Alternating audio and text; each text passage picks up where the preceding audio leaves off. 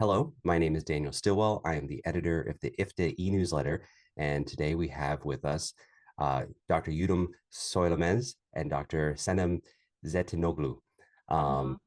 and we are going to be talking about their two-part issue special in the International Journal of Systemic Therapy about family therapy in Turkey.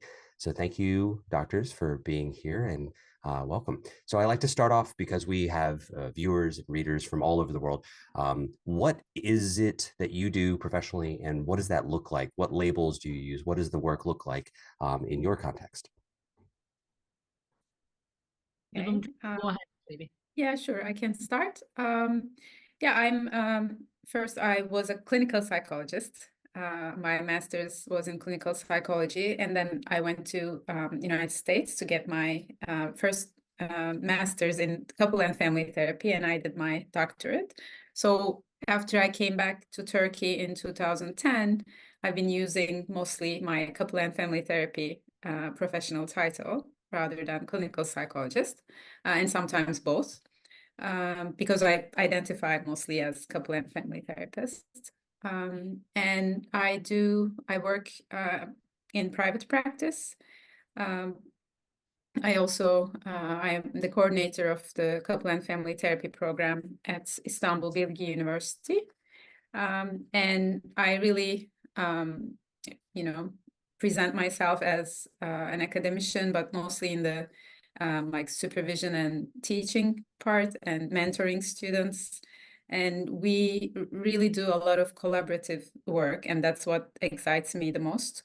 And it's not just with the students, but also I think we feel like we're a part of the CFT community in Turkey, and we do a lot of collaborative work, including Senem, of course. And yeah, I'm a couple and family therapist and couple and family therapy professional, and also researcher and academician. So I can just, summarize like this. You wear all the hats.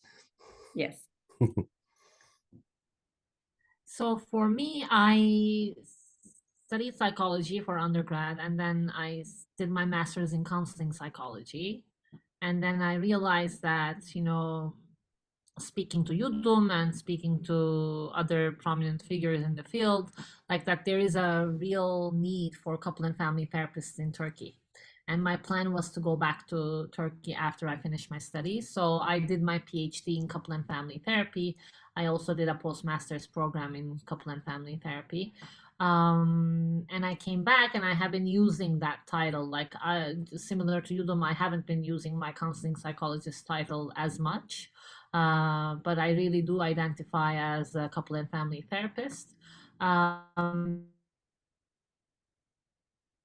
Academic titles, unfortunately. Well, I teach at Özyeğin University as a part-time lecturer, but I moved to Toronto. So now I am working for Ottawa Couple and Family Institute.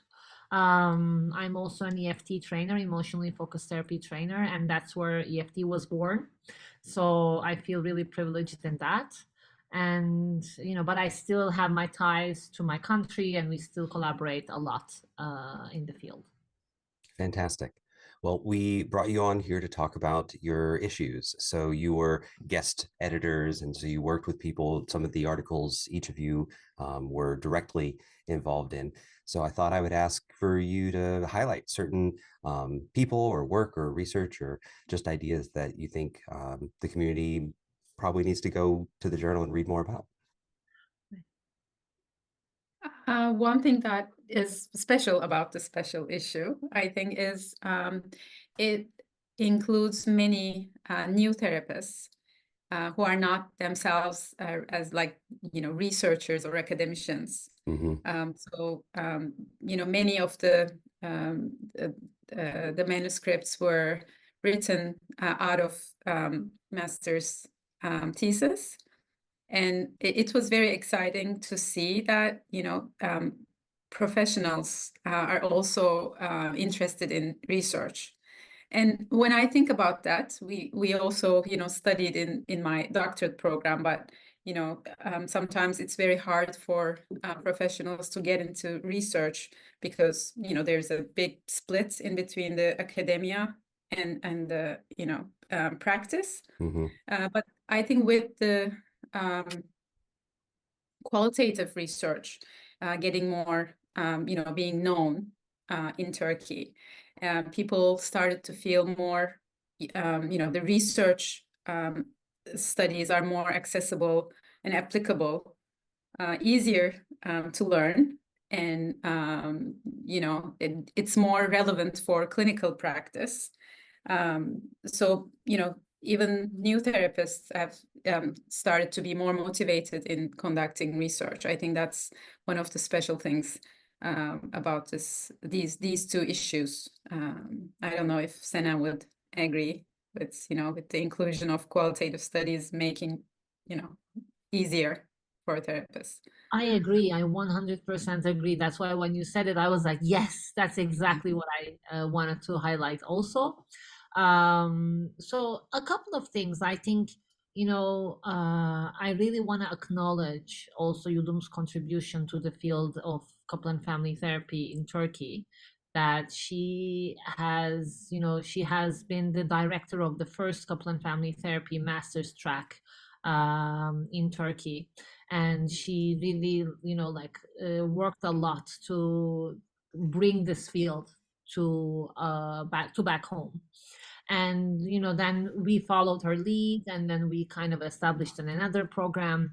And one of the things that really is special to me about this issue is that our students are able to talk about what's special, what's specific to Turkey and also other collectivistic countries through research.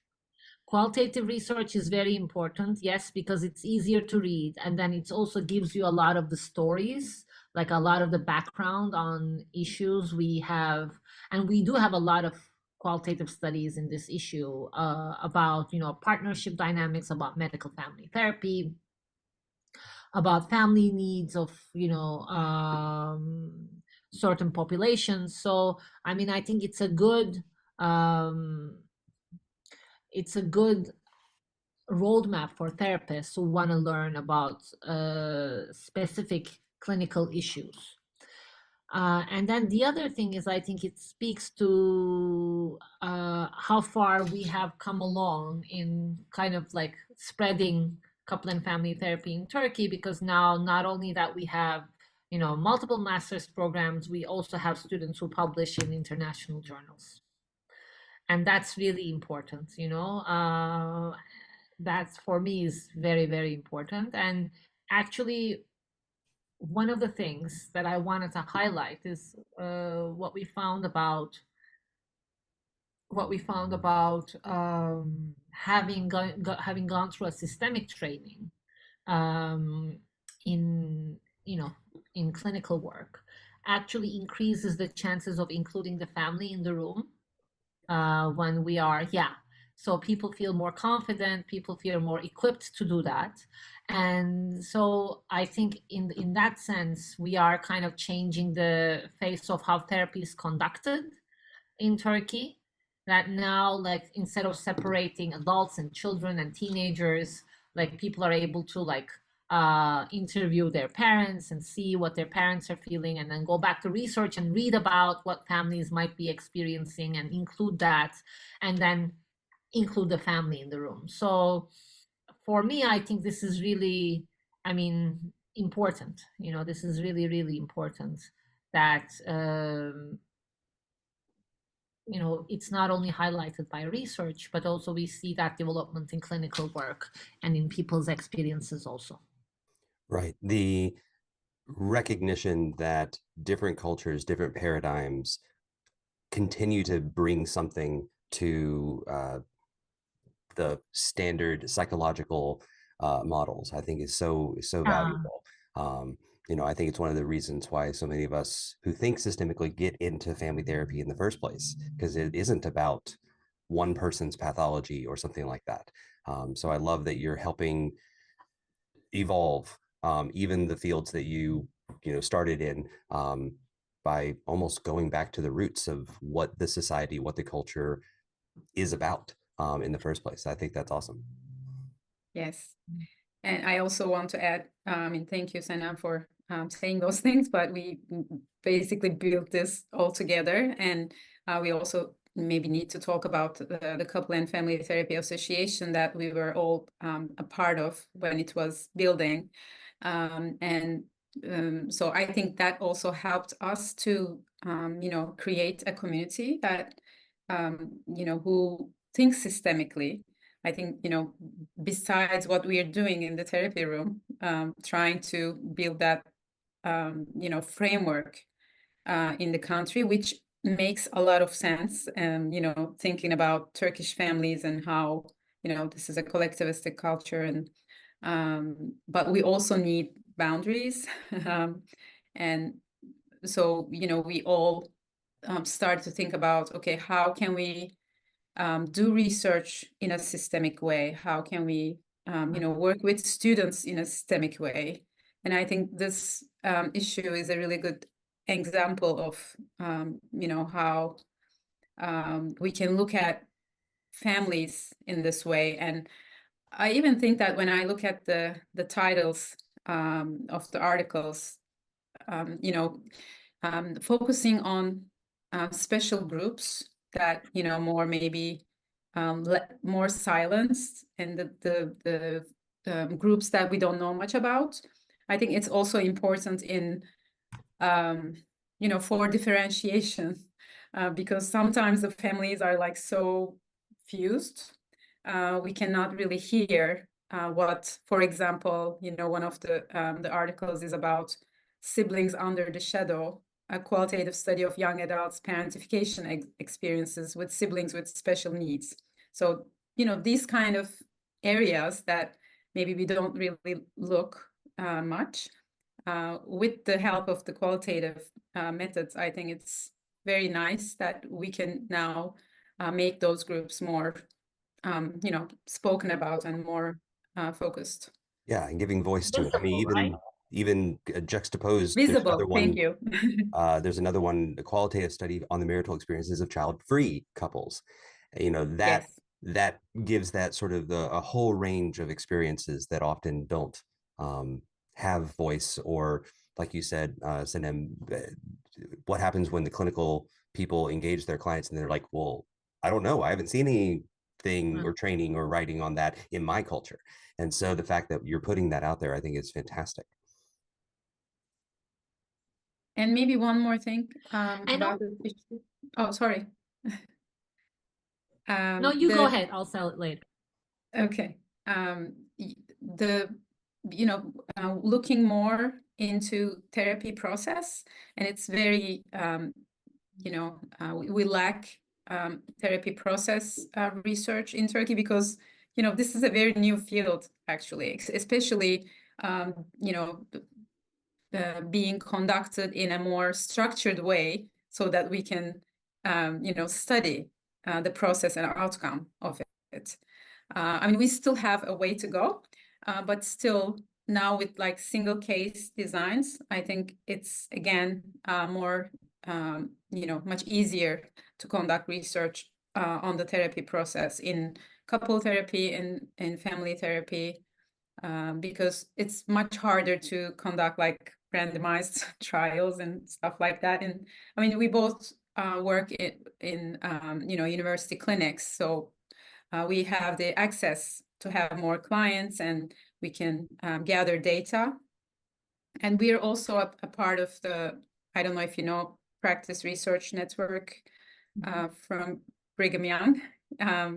Yeah, so we collect data with the help of that network, and we have now more, information about what's going on in therapy.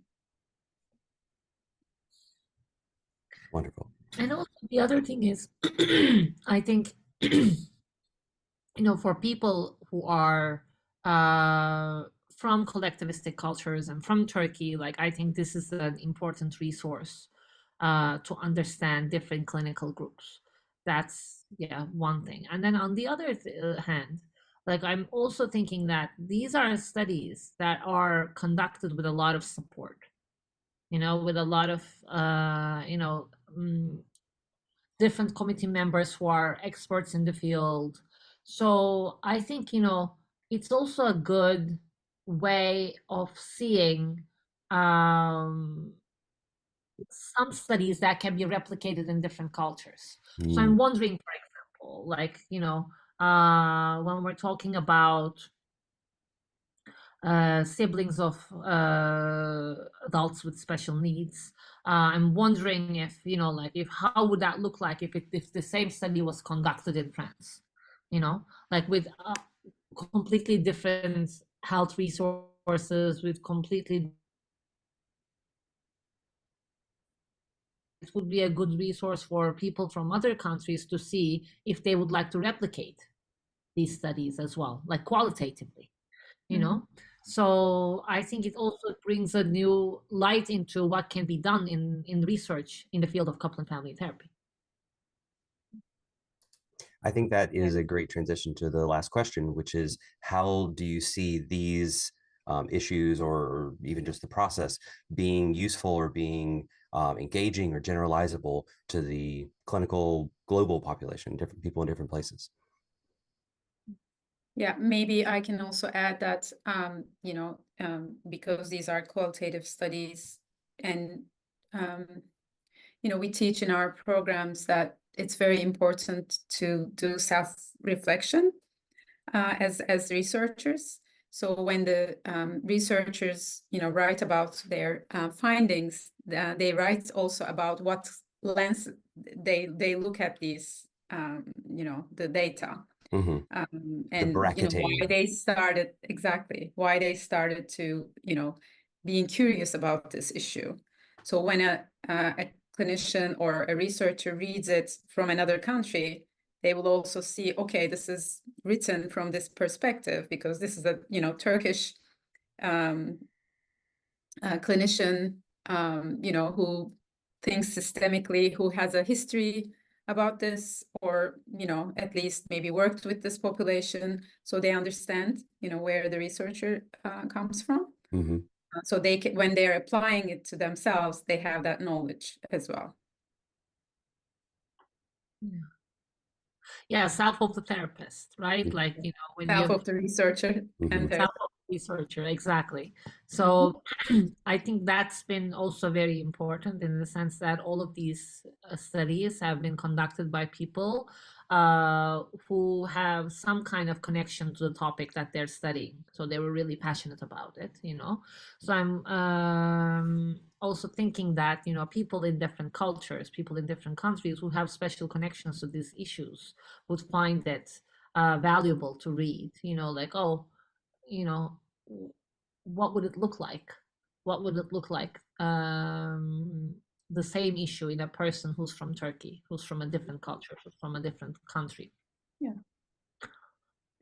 And also maybe because there are two articles on implementation of models into Turkish population.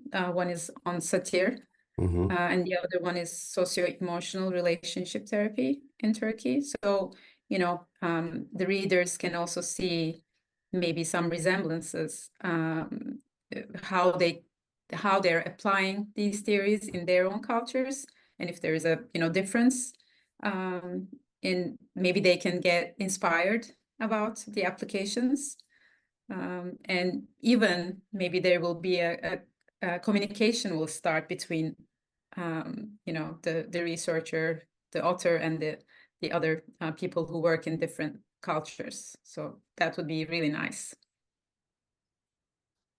Fantastic. Yeah, of connection. Well, and Senem, I think about, you live in Toronto, which is one of the most diverse and metropolitan global communities in the world. Therapists see people from all over the place now. I live and work in North Carolina for now, and I've had probably 30 different countries represented over the last 5 years. And so when I engage a new client or a couple with two different backgrounds, it's very helpful for me to do a quick search and be like, all right, is anybody talking about these things from those lenses? And that hopefully improves my own clinical work. And I just love the fact that not only are you thinking about this, you're talking about this from the clinician's perspective, but you're also talking about it from the professional perspective, like from a meta lens, like how do we get more professionals engaged? How do we get different voices and different experiences represented in the academic almost platform? And so I love that you were thinking about this as a way to empower others. Yeah. Thank you. Thank Yeah, you. Well, we have to wrap this up. Any last thoughts or perspectives that you want to share, either from your own perspective or from the experience of going through and doing these issues?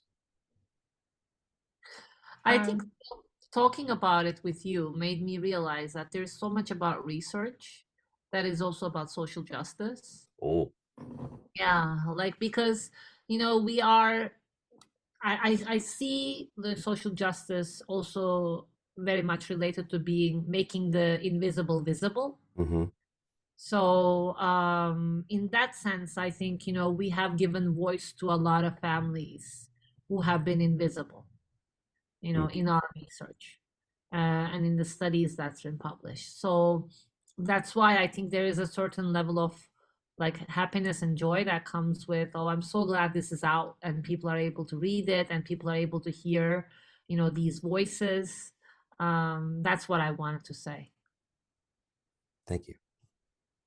I can also add, when I was thinking, how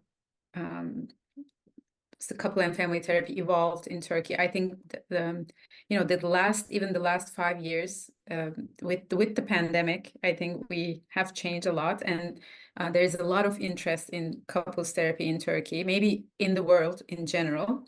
Uh, it was maybe the associations in Turkey, but also, people had more time to reflect on their themselves and their relationships.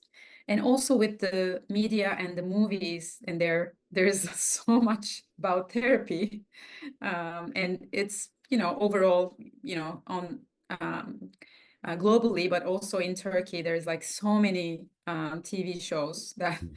that are about therapy. So that, I think that's a big evolution. Sometimes maybe negatively, but Right. again, it's changing. And I also wanted to mention about the huge earthquake that we experienced last February. Mm-hmm. It's almost a year, and I also believe that systemic thinkers are, have started to talk more about what can be done. It's not just on the individual or the family, um, level, but also more like community level, or like even as a country, like how can we approach these disasters differently, Mm. considering more uh, the system, and how they all interact, different levels of the society interact. So I just wanted to mention that as well. Thank you. So I'm thinking that the next couple of years there will be more studies out there that will be on the effects of earthquake. Mm-hmm. All right. Well, Dr. Yudum Söylemez and Dr. Senem Zeytinoğlu, thank you so much for joining us today. And we'll be seeing you around. For those of you who are not sure how to access the International Journal of Systemic Therapy, if you're a member of IFTA, you already have access. So please take advantage of that. Go look at some of this amazing work, and hopefully we'll see you around. Thank you.